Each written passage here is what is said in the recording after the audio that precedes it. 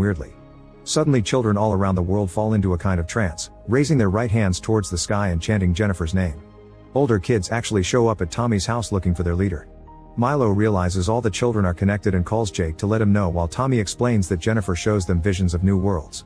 Jake tries to tell the kids to go away, but they ignore him as more of them arrive to fill the streets. Amy checks on Jennifer, who says she sees it all and there's no need to feel afraid.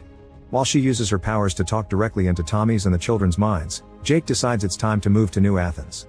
The kids are still blocking the streets, so Jennifer has to use her powers again to make them move. When they make it to New Athens, they discover the city matches the times before the aliens. It's polluted, overcrowded, smelly, and there's always death in some alley. Milo keeps calling Jake to talk about Jennifer, but Jake ignores his messages.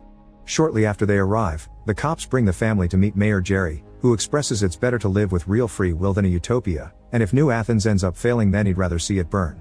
Amy notices that the kids stare creepily at Jennifer here too. Later at their new home, Amy convinces Jake to talk to Milo for the sake of their daughter. Jake humors Milo's request to ask Jennifer a few questions, and as Milo asks about the future, the connection begins failing. Jennifer says she sees it all before her eyes start glowing, and she shows Milo a vision of the destruction of the planet, which freaks him out. The call ends with Jennifer announcing that the end begins. Desperate to save Earth, Milo plans to sneak into the Overlord's spaceship with the next shipment of animals. Rachel reluctantly agrees to help, but she's heartbroken that he's leaving. She shows him the way they put animals into status inside bags, which is terrifying to Milo, but he's determined to do it anyway. Sometime later, Rachel sneaks Milo into the shipment truck, and after they kiss each other goodbye, she puts him to sleep inside the bag and successfully sneaks him into the spaceship with all the animals. At the farm, Ricky is suffering from unbearable pain and the chips don't help anymore. Ellie tries to help him, but she's devastated to hear Ricky say the name of his dead wife.